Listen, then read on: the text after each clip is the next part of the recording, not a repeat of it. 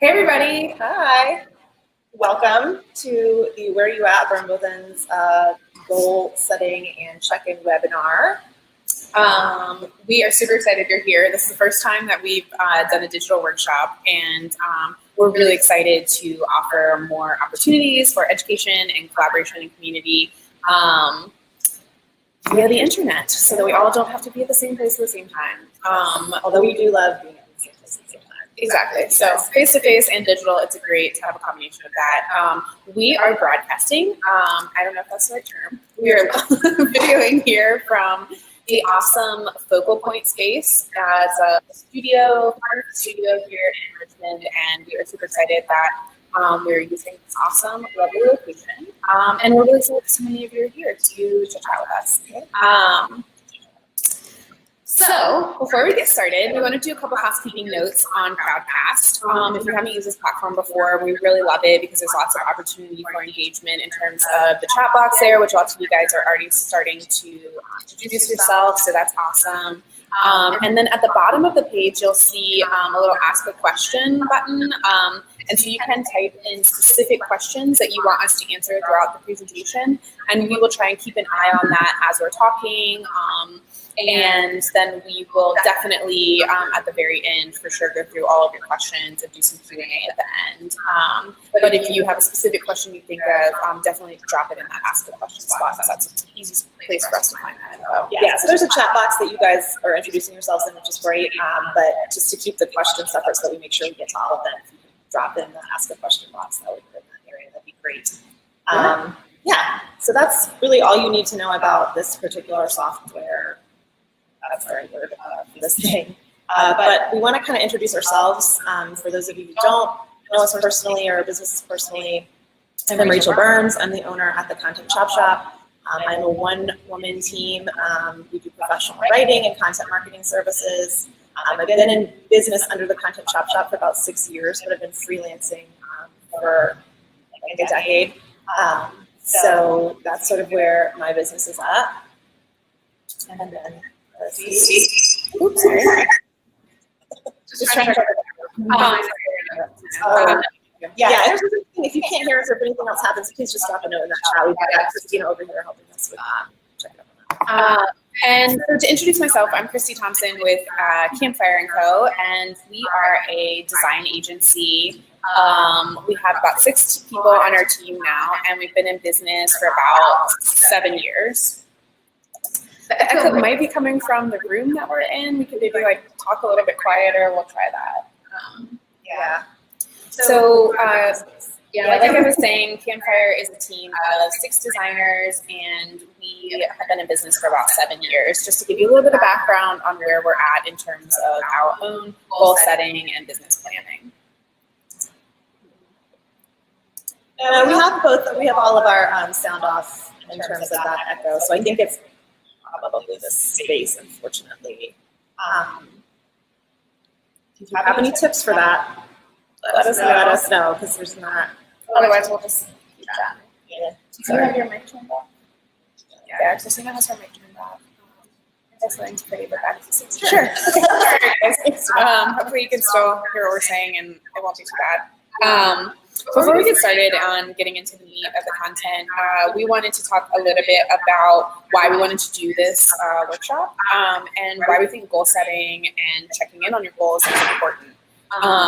So one of the things that we were talking about before today, in terms of really why do we set goals, why do we think that people should set goals, and a huge part of it is really about narrowing your effort, right? So when you think about what you're going to do in the coming months, years, whatnot for your business, you don't want to look back and say okay, so I've been in business for a couple of years and I'm now doing this type of work. And actually, when I started, I kind of want to do this other type of work, and I've landed in a place that I didn't really mean to land into.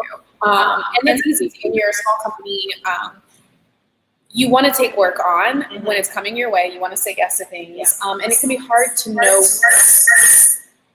It can be hard to know when to say no. And there's with setting goals, understanding where it is you're trying to go, setting that roadmap. It really helps you have a place to go back and say, is this something that I said I wanted to do? And can I say yes to this? Should I say yes to this?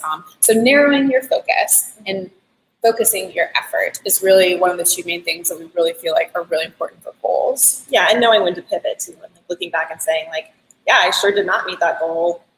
Is there a good reason for that? And is there like a different goal I need to be setting, or do I need to be, oh, thanks. Looks like for some of you the echo handout. Good. Perfect. Awesome. Yeah, like turned off some things. Oh, thanks, Christina. Awesome. Anyway, So we also want to talk about why we think checking in is valuable. So this is really a conversation for us to talk about, to really pause, to take a moment to say, where are you at with your goals, and to look and see if you've made progress and where you might need to adjust, or actually just to tell yourself, hey, I'm actually doing a great job. yeah, because it's also really important not just to say like, where have I missed the mark, but where have I killing it and crushing it. Exactly. So two things. One of the things that we found recently and heard a lot about is that shorter, more often check-ins can be a lot more valuable in the long term than maybe only thinking about or checking in with your goals on an annual basis. So when you think about kind of what your effort has been, if you consider kind of like if you've ever worked in a larger company and you think about checking in with your boss annually, right? You're coming up with these really lofty goals, these big ideas. And then if you have no check-ins, you haven't really thought about like, do I need to pivot at all? Do I need to adjust what I'm doing? Am I succeeding? And so we've really instituted in-house at Campfire the notion of checking in, like doing short, quick check-ins more often, which gives us an opportunity to say, hey, this is working, this is not working, I want to adjust my goals, I want to change this, I want to look at here a little bit differently. So it is a proven tactic that shorter, more often check-ins are more valuable than going a really, really long time before thinking back on some of your big ideas. Because you can make fixes along the way, and you can make those pivots along the way instead of, we were saying earlier, if you look back at the end of a year and you say, well, I missed my goal, but like where and when and what was that breakdown point? And it might be harder to pinpoint that if you're looking at like a really good span of time. Exactly. So it really gives you the opportunity to break that down into smaller chunks to feel like things are more manageable, to keep working towards what it is you're working towards. So with that in mind, let's go ahead and get started. So this first section today, we wanted to talk about big ideas, right? So what have you, Rachel, what is one goal that you had for 2019, and what progress have you made on it since January? So as a one-person team, it's really easy to get overwhelmed. And like we talked about, saying yes to a lot of things and not necessarily landing in the spot that you want to be in with your business. And so I've done some, really tough thinking over the past 6 months about exactly the kind of work that I want to be doing, that I get excited about, but that also is like more profitable and that is more manageable for my time for me. So a big goal this year was actually not necessarily like getting a bunch of work or getting a lot of bigger projects or making a lot more money, but like scaling back in a sustainable way that keeps me from an eventual burnout, basically. So we have done that a lot together. I let some clients go that were not falling into that category for me, that was manageable for me. And then really focusing on some more strategic work with you guys and like really nailing down that process and what that looks like for us.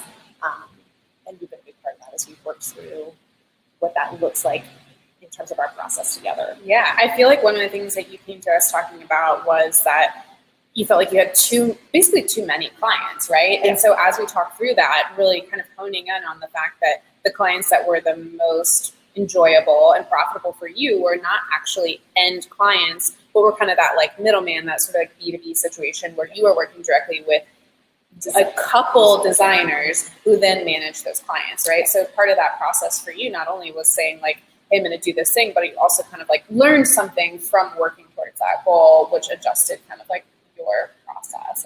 Because what it really does is it scaled back on my client management time. Yeah. So, you as a solopreneur, you put a lot of time into like, just, marketing yourself and finding those clients and then like communicating with them and invoicing them. And if you, for me, if I can scale back to have like one or two really good clients doing the work that I really want to do, that takes away so much of that extra work that I no longer 100% have to take on myself. Definitely. Which is, that's profitable. Right, for sure. Yeah. So how about you?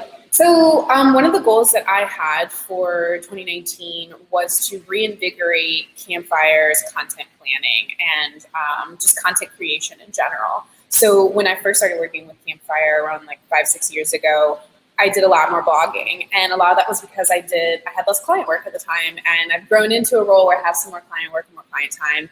But and because of that, our content creation has not necessarily suffered, but it's just gotten smaller, right? And so, yeah, exactly. But I know that there are a lot of things, a lot of stories we want to tell and things we want to share. And so I really wanted to reinvigorate our blog and make our social media planning a little bit more sort of like purposeful and strategic. Whereas I felt like previously it was kind of like I was getting stuff up there, but it wasn't really with any kind of like long-term planning. So that was a big goal of mine. And one of the ways that I went about trying to work on that this year has been first to think about basically what were the obstacles that were kind of like stopping me from doing it. And one of the big ones I felt like, it was basically two big ones, but one was it just like wasn't fitting into my process. I didn't like the process that I had set up for it. I didn't like how every time I went to go write something or think about it, it would just immediately overwhelm me. And so the way that I had sort of like structured that information for me to be able to digest or work on was just overwhelming. So I was like, okay, that's a huge problem I need to fix. And then the second one is I just never felt like I had time, right? Like that's always like what everybody says in terms of content creation. It's like, well, when am I supposed to do that, right? So I did two things. I finally kind of decided to semi-overcome my fear of a content calendar. I know that everybody, especially Rachel, who does a lot of content writing and content creation for clients, knows that a calendar is really one of the main things that folks tell you to do. And so I had never loved some of the other calendars that I'd seen out there. So I just went into, made a Google spreadsheet and gave myself permission to create whatever version of that was not overwhelming to me. Right. So it's pretty simple. And I started there with a calendar and started thinking about it. And then I was able to kind of take some of my ideas that I had for content and put them in another place. That was not, it was really just another tab in my spreadsheet, but it was not staring at me in the face at the same time I was looking at my calendar. So it kind of made it feel less overwhelming when I would go to look at the calendar and work on it. So that was part one. And then part two that I've layered in the past, I would say maybe like 6-8 weeks, is that I decided I had to have a weekly block of time where I said, I'm going to write. And it just was not going to happen unless I admitted to myself that like I wasn't just going to magically have 2 hours in a week to like write some blog posts, right? So I said Mondays are usually, we always at Campfire sort of try and have Mondays and Fridays blocked for no client meetings, which I would say is like been amazing for our calendar. We really try to use that for work time and for personal time on working on things on the business. So Mondays was already kind of full with like internal meetings and team meetings and that kind of thing, general planning for the week. So it was like Mondays is a natural time for me to be writing blog posts. So I blocked out the chunk of a couple hours. It typically takes me like 2 to 4 hours to work on any kind of given content creation. So I set that time on my calendar. And then I also told my team, I said like, hey guys, Monday afternoons are going to be my writing time. So please do not schedule me meetings for that time. I'm going to block it off on my calendar so you'll see that I'm not available. But please help me respect that time block so that I can help us as a group create cool content for our audience. That's critical if you're in a team situation to like let people know that that's the time that you're going to be spending on that, so you don't get sucked into a bunch of other things. And that it's just as important as, you know, a client billable time work. So, for sure. And I would say like I've been maybe like 75% successful with it. I do really think that it's been helpful to have that time blocked, to feel like I've already scheduled it. But, you know, it's not always perfect. Like the past 2 weeks, I've had to kind of push it off my schedule because we've just been kind of busy and there's a lot of vacation coming up. But I am actually quite excited to get it back on there because I've kind of gotten this routine that feels like it's working. Yes. Yeah, exactly. Yeah. So speaking of those little fails, sometimes we do not always reach our goals, and we look back at 6 months into the year and realize where we have not done some things we wanted to do. So what are some of those things for you guys? Or Yeah. you specifically are campers? So I hate the word, I think the word failure is like, there's a lot of like emotion tied up into that. But I would say a bit of a breakdown in one of my goals, or maybe one that I've just kind of been ignoring, has been delegation. So we hired an operations manager in last fall. And one of the things I was excited to do was to delegate some of my marketing tasks to Chelsea, is her name, so that I could spend more time in growing my like business development area. And I started some of those things. Like I kind of taught her about our proposals and taught her how to do a couple things, but I haven't really blocked out like the hardcore sit down, let's work on this time. And then subsequent to that, I haven't worked in the transition of basically the writing of proposals specifically to her within my process, right? So I kind of have this internal process of like meeting a client, capturing that information, putting it into my to-do list, writing a proposal, sending proposal, right? And the thing that I really wanted to do at some point was to have kind of like a handoff where Chelsea helped me write those proposals, then passed it back, and then I could send it to a client. And I've realized like I don't really even think about that until like the day before I want it done, which is not a helpful amount of time to teach somebody how to do something. So something that I was thinking about after like writing down like, okay, thinking about maybe a goal fail that I had, is that maybe I need to schedule like, just because I already have those new client meetings scheduled on my calendar, is maybe scheduling a 15-minute follow-up after each one of those on my calendar with her to debrief and have her get going on that project. And while it's still fresh in your mind, like you still got that project, like that concept in your mind, you can download that information. Exactly. Yeah. So that's kind of my hopeful like next step to maybe like give that goal a little bit more attention. What about you? Have you had any fails this year yet? I would say that like this is a repeat fail for me is just income projection. I have a hard time with like forecasting my work and figuring out how to make the amount of money that I want to make on a monthly basis and making that consistent. And part of the problem for that this year was self-inflicted because I wanted to scale back on certain clients and certain projects. And so naturally income is going to fall off a little bit in those areas. But what I've seen is that now that I'm more focused on that work, I can really sell that harder and then hopefully turn that into more profit and into the income that I'm looking for now that I'm more focused on that. And I know what the margin is on that. I know what the profitability is on those projects. Right. So you kind of created space to be able to grow into an area that you want to grow into, but it required like letting go not only of clients, but maybe of some money for a short period of time. Yeah, and I think that's like a critical thing to think about too with goals is that it's not always like you're not always going straight up toward your goal. Like there are peaks and valleys, and that just because you're down here doesn't mean that there's not like a way up and out of that. And then part of that up too is just like my rate and trying to, when you're 6 years into a business, you're trying to gradually change your rate as your value increases with more experience and knowledge.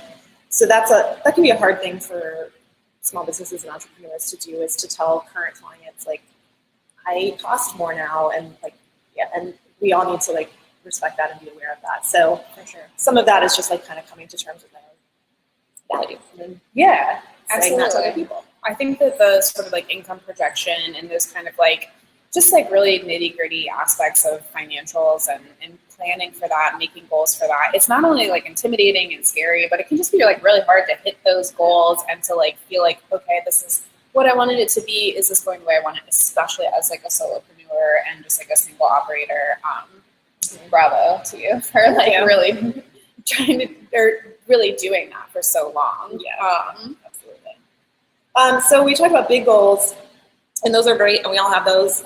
But the thing that we really like to talk about in our Burn With Ends events is like how to really break those down, how to make that tangible in your day-to-day life.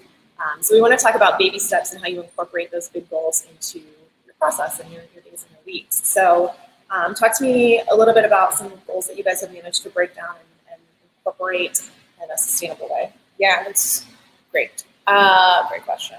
I knew it was coming, but I still think it's a good one. So this is actually a fun thing to really think about. Sometimes you kind of do these things naturally, but kind of like going back and reflecting on like really what is something that I've been working on and I managed to break down.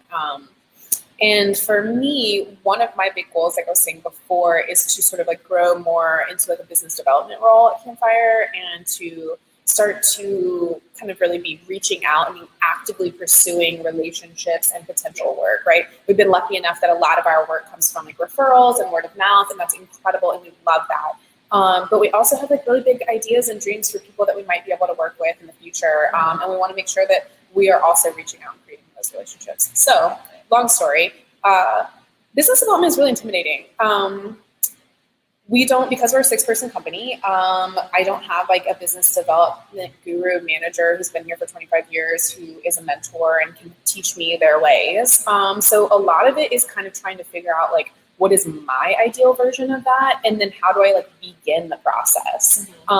So something that I sort of kind of not super intentionally, but kind of like mentally started doing was over the last couple of weeks, maybe the last like 8 weeks, I have basically just been saying yes to any person who asks for my time, which I don't necessarily 100% recommend across the board.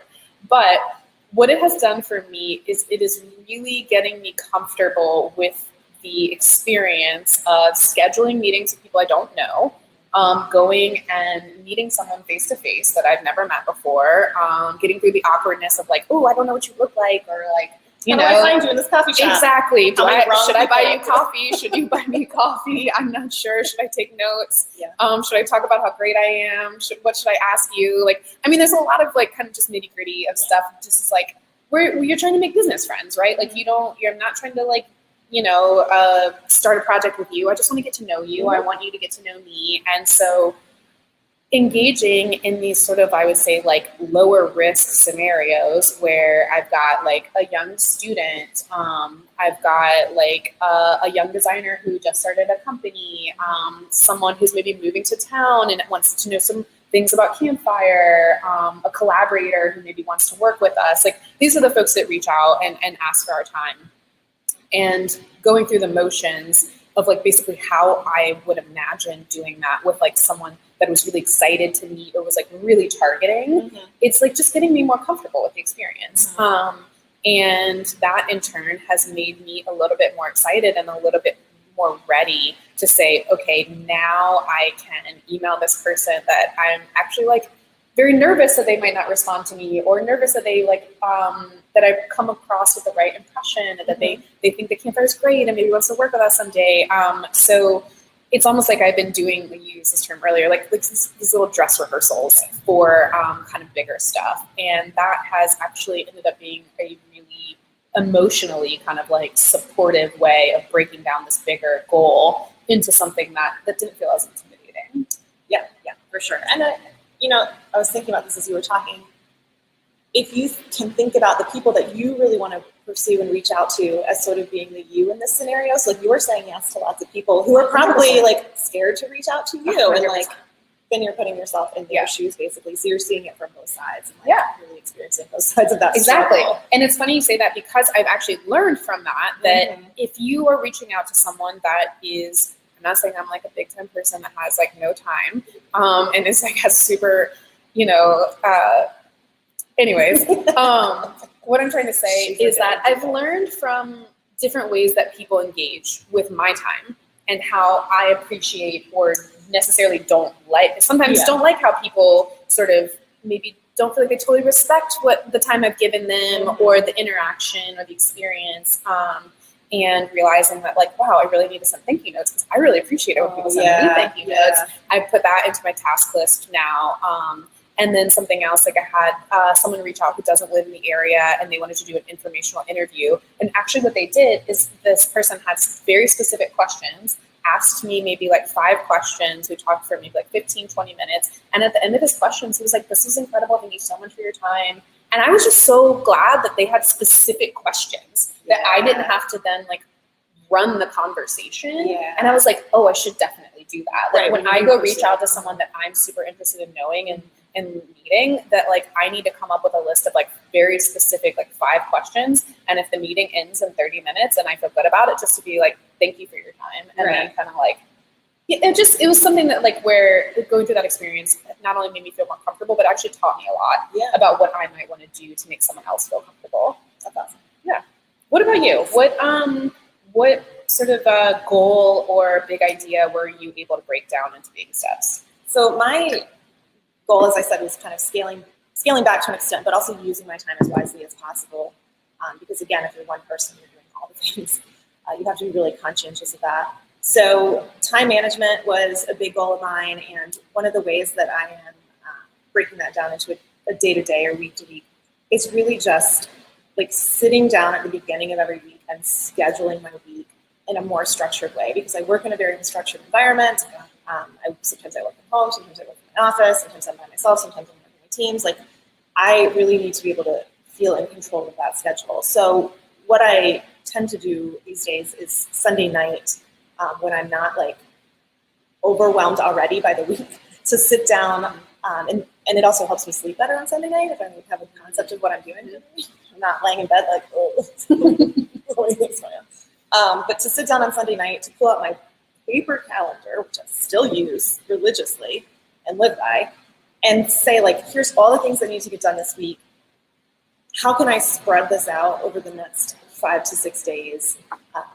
Where do I see, and we were talking to Sarah Milston from Spark Mill about this morning, and she does a really similar thing. And she's like, I can kind of see what days are going to get gummed up, how I can work around that, or even just to expect that, to know like Wednesday's going to be a tough one. Like, let me just get prepared for that. Let me cut myself some slack on Tuesday or Thursday, and just sort of focus on that day. So at the beginning of every week, I write out my to-do list for each day of the week, because I have project clients and I have retainer clients, and so those workflows for those 2 different kinds of clients are very different. And so it's better for me to say like, okay, this retainer client really doesn't need to get done until Friday, but this project client has a deadline that's Wednesday. And so that work has to happen on Monday and Tuesday. Retainer clients can happen on Thursday and Friday. And then that way on Monday morning, when you get up and you look at your big old to-do list, you're not like, I quit. So that's my little tip. And that's like super, it's not like brilliant. It's not like something that no one's ever thought of. Totally. But in practice, it is very, very right. So helpful. you take this big idea or this big goal of like really overhauling time management and being really efficient, and you broke it down into basically, the first step I'm going to take is my Sunday night writing my to-do list, right? So that's like one bigger idea, taking it into one small step, and then just kind of like plugging away at that for a little while before you start adding in 100 more steps and start to confuse yourself, overwhelm yourself, and then kind of lose track. And I had to introduce my husband to the term Sunday scaries. Like, didn't know what that was. I was like, you do know what that. Everybody knows what Sunday scaries are, right? I've never heard of it. Feeling you get on Sunday when you're like. I mean, I think I felt it. I've just never heard it called that. Everyone knows what Sunday scaries are. So to me, sitting down on Sunday night when I have those feeling like that kind of anxiety for the week, and getting that out on paper makes that feeling go away a little bit. And then the other thing it helps me do is see it helps me put work into chunks of time that then allow me to have time off and to feel okay about that time off. Because I know like, all right, even if I'm going to take this Wednesday afternoon off because I know I have all day Thursday to tackle these 3 other things that I'm perfectly capable of tackling in one day if I really put my mind to it. Right. And kind of like scheduling your time in that manner. It helps you from spending too much time sometimes on work. Commented. Hey, Jeremy. Hey. Now you know. But yeah, it's one of those things. I think sometimes it can be challenging to not put too much time into certain tasks. Yeah. And so that like helping schedule out your week and realizing like, okay, I actually really only have like 4 hours to do this, so I need to make sure that I do this in 4 hours and I don't spend like 20 hours doing it, because then that's where we start to get in trouble with like not really making our work profitable because we don't really consider what we're going to do each day, and then we just kind of let ourselves go. But so in terms of, all of that, I feel like we're definitely getting into this area where we're starting to talk about how our work makes us feel, right? And so in addition to having really actionable, tangible work goals, we also have these other things that, we experience as as individuals who identify a lot with our work and our careers, right? Yeah. And we want to make sure that we think about that as well as like the super specific things. So we kind of want to talk about the sort of buzzwordy intentions. And this is something that when we first started coming up with the content for this workshop, Rachel, you mentioned your definition for intentions. That really helped me understand, like, what is it that people are actually talking about when they use the word intention? Yeah, and I think that word gets thrown around a lot, and it could mean different things for different people. But to me, intention, the difference between intention and goal is that intention is how you want to feel, and then the goals are how you get to that feeling. Yeah. So that makes a lot more sense. Yeah, it's a bigger, broader thing, and it's more emotional, and it's more personal, and then you plan around that to try to get to that feeling or that fuzzy or whatever it is that you need out of that. That makes a ton of sense. Yeah. So tell me a little bit about one of your intentions for filmmaking. So I always want to feel less overwhelmed. This is a theme that you guys might be catching on to. But I think that that's a really, really relatable theme. Yeah, and especially, again, if you're a solopreneur, it can be really easy to put a lot of pressure on yourself. And one of the things I kind of want to say to those people, to those of you out here who are doing this on your own, is that, like,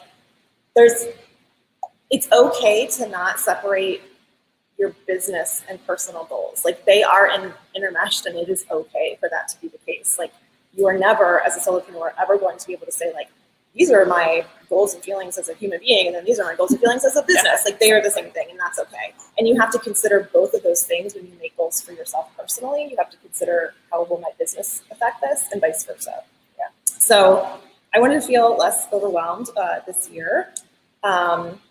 So again, scaling back, really keeping my eyes on, why did I start this business to begin with? And I think I want to kind of also push this to a lot of business owners, is that we have goals year to year of whatever for our business. But one of the things that I would love for people to come back to time and again is, why did you start your business? Like, what was your original why? And I think for a lot of us, if not all of us, it was to have some freedom and to have some time and to have control over your schedule. So if you start to feel like, yeah, I'm meeting all these goals, and like my revenue is up and my client base is huge, and like I'm selling all these products, but you don't feel in control, or you don't feel like you have the time and the freedom that you wanted, then maybe those other goals need to, like, be realigned. Yeah, be realigned Exactly. to whatever your intention was to begin with. And that's hard to do, because it is, we're in like this, hustle environment, community in the small business world, and that is great, and we all have to do that. But you also have to, like, take some time to simmer down. So that makes a ton of sense. That's been big for me. Okay. How about you? How your feels? So it's interesting, because this type of, I would say, goal setting does not come super natural to me personally. I'm much more like a practical, action-oriented person, and I'm like, I don't know how to put feelings on a to-do list, so I'm not really sure where that's going. But I do think it's one of those things that we think about in the back of our minds, even if we're not kind of writing it down on paper. So as I was considering what to talk about really in this conversation about intentions, I realized that something that I had been talking about recently in some of my check-ins with my team is my own desire to feel a little bit more, like, comfortable with management and leadership. So I think that kind of in general, like, organizing people and things and ideas is something that comes natural, but sort of really taking on that, like, more management role of not only being a collaborator, but being someone who's trying to, like, nurture and mentor, and also, like, have to, like, share criticism and feedback and work through that is definitely something that does not come super natural to me. And I realize that I think a lot of it is just, I don't feel very comfortable. It doesn't make me feel like, it doesn't give me necessarily the feeling that I want. And so kind of overcoming that and starting to get a little bit more comfortable and confident with that role is something that is definitely an intention that if I haven't already said, I would like to set for this year. Yeah. And one of the ways that I was sort of, just like I would kind of go through with a goal, like what's holding me back from this? And I feel like it was kind of like three things. One was just like general experience, which like it's going to come with time, right? Like you're not going to get comfortable with something until you've been able to do it and work on it for a little bit. So I just knowing that like I might not feel comfortable in this for a little while, and that's okay. I'm going to get better and I'm going to work on it and I'm going to get that experience over time. The second one was just general expertise, right? So like literal knowledge of like what are other people doing and how does that work or not work. So there are tons of leadership and management books and things to read, but I would say Campfire is a really hands-on face-to-face team, and we really get a lot from talking face-to-face with people. So we did a session with Lindsay O'Prees at the Spark Mill. Shout out to our business besties. We share space with them in our studio. But Lindsay hosted what we called How to Boss workshop with us, where she basically taught us a lot about kind of the general best practices of how to be a good manager. And this was something that, before Lauren and Christina started Campfire, they didn't have a ton of experience being managers. And in my previous job, I didn't really have a ton of experience with that either. Had a few interns here and there, but that's it. And so this was really just some knowledge that we needed to invest in. So we took the time to do that. And I would say that has definitely made us feel more confident in certain decisions we want to make or certain choices we want to make for the team in terms of these are real things that other people do. And the data says that they do good things. So we're going to try that instead of, making them our own and whatnot, but instead of just coming up with random ideas. Well, and this is something that gets done in the corporate environment, but when you're a small business, right, you don't necessarily have access to those HR departments and that training, but there are consultants exactly who will come in and help you do those things. Yeah, and that has really gone a long way to just feelings-wise, made me feel more confident, more comfortable in saying that these are practices that other people do, and I think that this is a good way to nurture and mentor. Yeah, they do the same stuff. And then the last one, kind of like I was saying before, it's just not really my personal nature to feel super comfortable in more of a hierarchical role. And that's just been something that was helpful to know about myself, that kind of my general gut reaction is to be hey, we're buddies, we're collaborators, let's be on the same level, there's no hierarchy, it's great.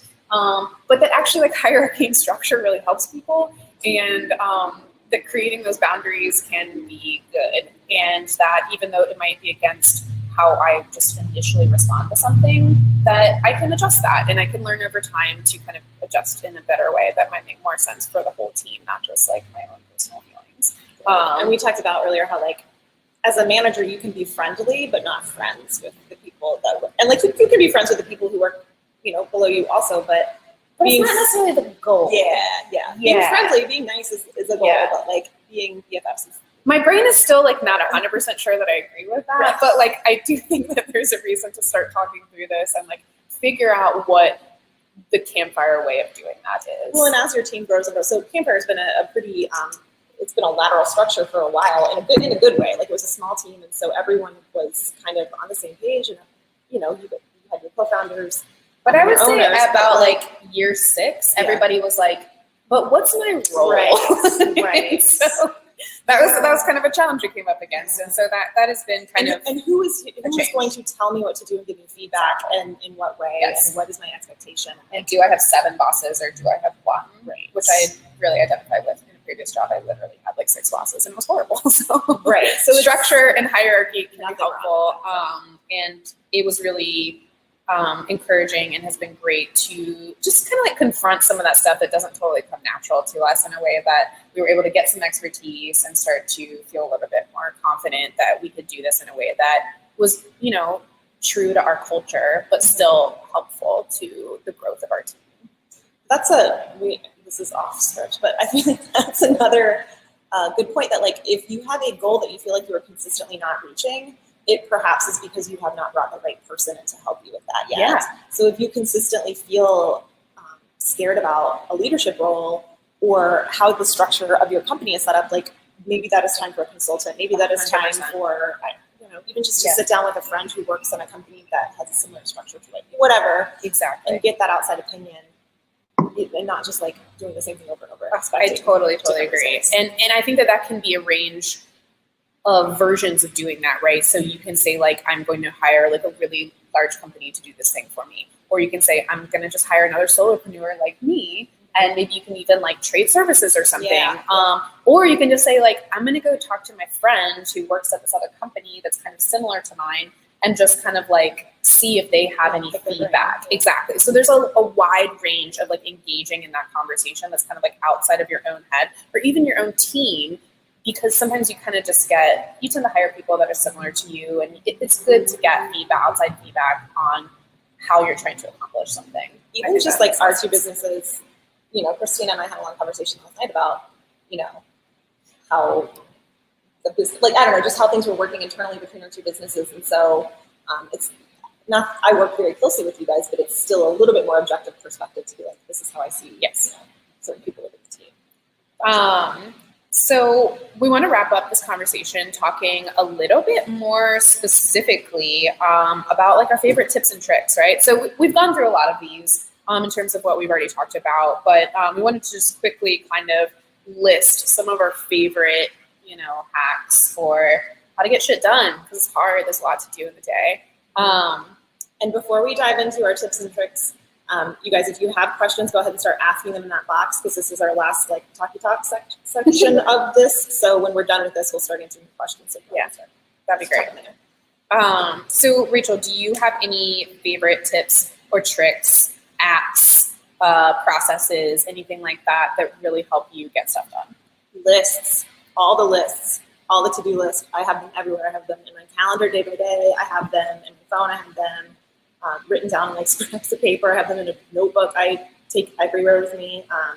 I have like daily amnesia. If I don't have it written down, I will not. So like the physical act of writing is very helpful to you. Yeah, so I am actually like, I'm one of those people who will not remember a single thing unless I write it down. And so that's like how I was in school. I had to take, I could just take pages and pages and pages of notes for every class, because that's literally the only way I process information. Yeah. So to me, writing it down, first of all, like lets me refer back to it, but then also like embeds it in my brain. That's a thing that has to happen to me. So list, super simple. Everybody's doing it, but like for me, that is critical. I have started doing business journaling this year. So I'm a writer, and so I sit down every single morning and I journal personally in my personal journal. I take about half an hour a day to do that. But this year I have also started a business journal that I write in maybe like once or twice a week, so not every single day.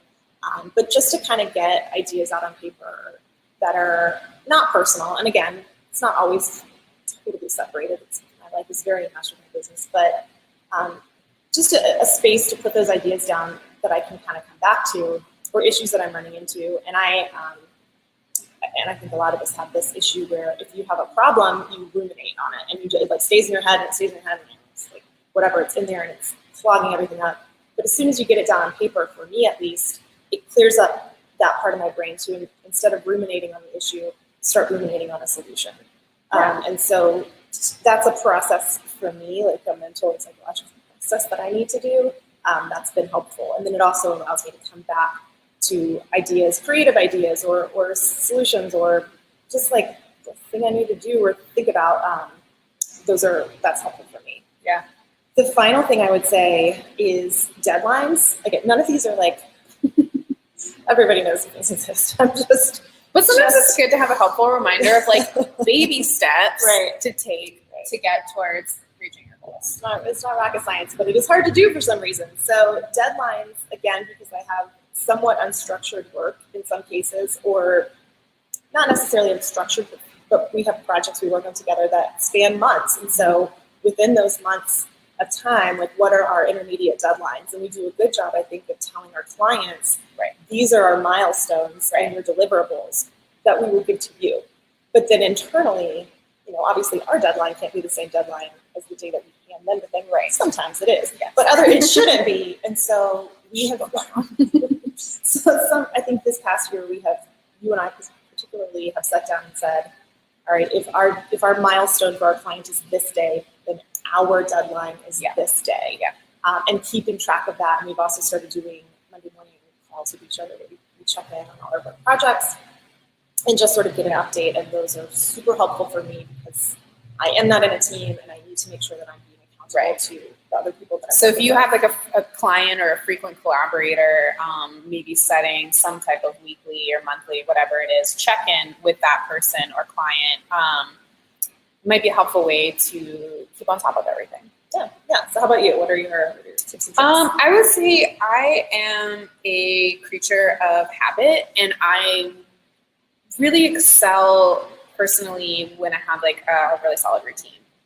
So one of the ways that for me, getting things from my big picture goals list into my daily tasks and into my to-do list, the way that I can do that is I have to find a way that it fits into my routine. Otherwise, I will not do that thing. So for us at Campfire, we are really pro like systems and operations. Like, as I was previously saying, we hired someone just to help us out with operations. Like, we feel like if you can get things structured and repeatable and written down, then you can do things faster, you can do things more efficiently, and you can just like take less decision making out of your brain, where every time you go to do this particular meeting, you're thinking about, wait, what goes into this presentation? What am I showing the client? Where are we at in the process? Like, if I don't have to answer any of those questions, I suddenly have this incredible amount of like mental space and emotional space to tackle other things in my day. So and creative space, like what the 100%. Thing that we all do is very creative, and like if you are mucked up in the like, oh yeah, what paper do I need? Like what exactly. is the like, it just clears your brain to actually like do the creative thing.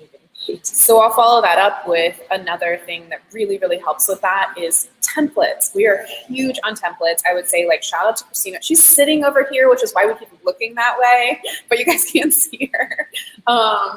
But Christina's always been huge on saying like, hey, I send this email like 4 times a month and I don't want to have to write it anymore. Can we create a place where we put like all the templates for the emails that we constantly send? And so we did. We created an Asana board called Communications, and we have like, I don't know, probably 24 different emails written in there that you can go grab anytime you go to do that thing that you have to do more than 3 times a year. And you don't have to write that email for it. It takes the emotion out of like writing that, however you're feeling that day, however you're feeling about that client. You have all the content you need there, and it also saves you time.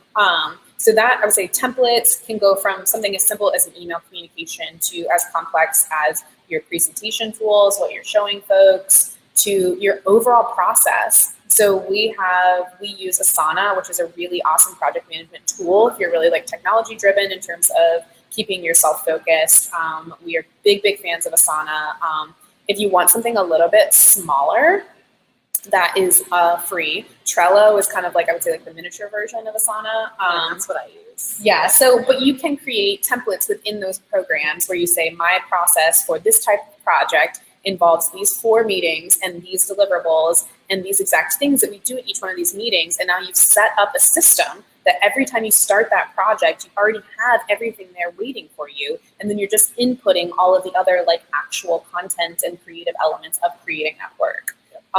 So really narrowing down and sort of defining our process and then putting them into templates we can reuse has been huge for us in terms of making space to be able to do other stuff. Yeah, absolutely. And I've noticed that even just like our process between each other, really nailing down those templates and those documentation and what that looks like and how we're working it together. Yeah, is super helpful in saving us time to do the thing, but then also like whenever we're trying to find something, we're like, oh, what did we say we were gonna bill for the like what is the debt? And then we like it's in the same place. It's here. It's we got it. We got it. Right. You don't have to keep it all up here. You can actually put it in a place you can go back to it and check for it. I will say that the follow-up to that is that when you create a process or a system, you have to commit to it. And I would say commit to it like 150% the first at least like month that you're going to use that thing. Otherwise, you will just kind of go back to your old way of doing stuff, your old habits, which, you know, if something is really not working for you, you're not going to use it. But if you can sort of commit to trying a particular process or way of doing things or a particular template for a period of time, I think you will see that kind of giving yourself more parameters actually helps you have more freedom in other areas. I had a chiropractor once say that like routine will set you free, and I was like, we are drinking the same Kool-Aid, buddy. I'm on your team. And by that, he meant like come to me and get your probably every week for the rest of your life. That's a really good point. I'm on that routine too. Yeah, with my chiropractor. Cool. So, guys, that is really what we have put together for today's mini workshop. I hope that you've enjoyed and found some like good tips from this. We would love to dive into some questions if anybody has any. Yeah, we're gonna maybe if we can technologically do this, get Christina on the screen to talk to us about. No. Okay, so I'm just gonna kind of go through some of the ones that are on here. So you've got someone asking about there's a lot of cool businesses on here. I'm down for sharing my contact info and would be willing to do the same. I guess yes, absolutely. We would love to share. We would love to share everybody's contact info.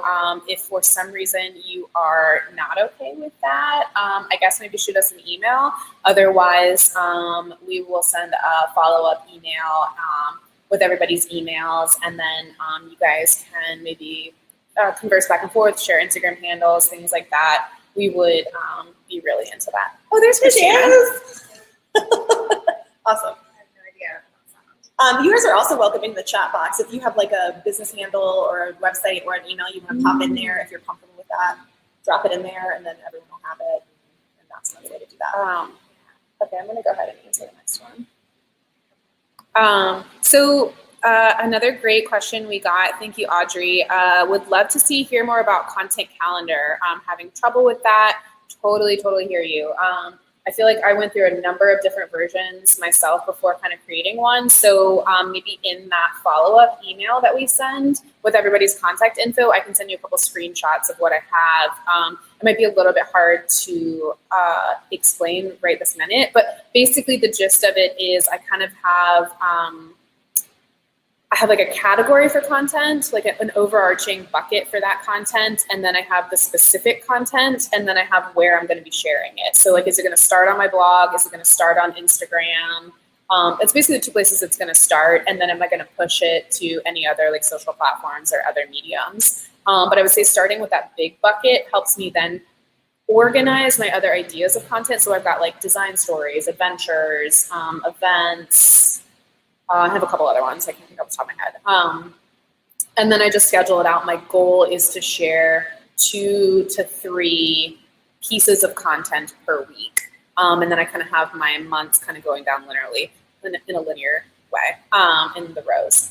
So anywho, I will share a screenshot of that and maybe even create a, We've been talking about creating some documents, templates, products. but that's a great one. So maybe that's one that we can create like a generic version of in Google Docs, and then we can share that with you guys and see if that's something that you might find helpful. Yeah, that's right. Yeah, that's a great question. So let's see. Okay, so what new apps are we currently using and loving? I'll say in terms of that content calendar piece, one of the other things that I have added beyond just like a general spreadsheet is the Instagram planner called Planoly, which is Planoly. Of all the different social media planners, I'd say as a team that really works basically exclusively in visual content that we create for clients in terms of graphics, websites, interiors, it was really important to us to have a social media planner that was very visual because it was important to us in terms of the overall actual look of the feed altogether. And so we started doing this like in Illustrator in like very complicated ways, and then just realized like, there's probably an app that does this, and there are like a lot of them. But Planoly is one that I have really fallen in love with in terms of how it looks visually, how it works online, how pretty it is. You can put placeholders in there. And we started out with the free version, and then I think now we pay, I think it's like maybe $15 a month or something. It's not very expensive. But that is one of the new, I would say, like pieces of technology that has totally integrated its way into my process, and I use it weekly. And I really love that app. Yeah, I use a similar app that's just called Later, and it was specifically built for Instagram, but it also functions for Facebook and maybe Pinterest and some other platforms as well. But it's a scheduling tool. I use it mostly for clients, not necessarily for my business, but for some of my clients whose social media accounts I manage. And I pay for the pro plan. It's like $10 a month, $15. It's not a lot, but the beauty of it Later is that it auto posts for you, so you don't have to like remember to go back in and post that thing on Instagram. Planoly does have that, but it's not quite as good as Later. Okay, but I will say that like Later is also not like the visual the tool that you guys need for visual. So it's just like, what is your need? Totally. And what are you looking for from that tool? But for me, it's great. I use it for clients. I can set up multiple accounts. I can set up multiple platforms. I sit down at the beginning of every week and I schedule out my clients' posts for the whole week, and then I like do not have to think about it again. Danielle asked a question. Can you spell the name of that scheduler? It's Later, Later. Yeah, just Later. Later.com is the schedule, and then Planoly is on Planoly.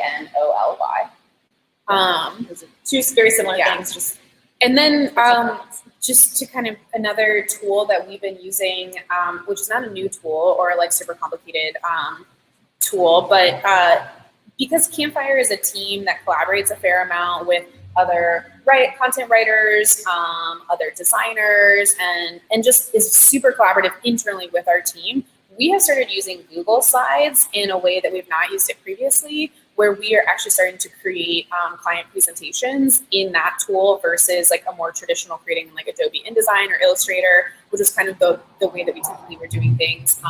But working in those other programs, it's limiting. You kind of get, only one person can really be working in a document at a time. You sometimes get confused, like, wait, which one is the final document? Which one's the presentation? Which one's the working? And it's also not as easy to collaborate with a client who's not also familiar with that software. 100%. Like if you're working in Adobe and your client is not a designer and they don't know how to use Adobe, then like we don't. Yeah. So it's not at all easy. And so one of the things that we have been trying out more recently is basically creating working presentations and also final client presentations within Google Slides, which allows our two companies to work super well together in terms of just commenting in there. You can do all the things you can do in like a Google Doc in terms of like adding comments, whatnot. And then it also allows, internally our team to just be able to pop into a presentation and see like, oh, Christina's art directing a branding project and John is our lead designer on that project and Christina's in Norfolk one day, but the client meeting is in 2 days. She can go into that document, easily see what's going on there, add comments, talk through things, ask questions. And it's a really, really, really, it's been a really helpful collaboration tool for us in a way that we had not used previously. So if you're someone who has to do any type of work that needs to go either internally or outside your office that needs to be really collaborative, I would highly suggest trying out Google Slides, even if you're not trying to make a visual PowerPoint presentation. It's a lot more useful than just that. So that's been another, I would say, little, get stuff done tip or tool. We kind of have our things and stick together. Yeah.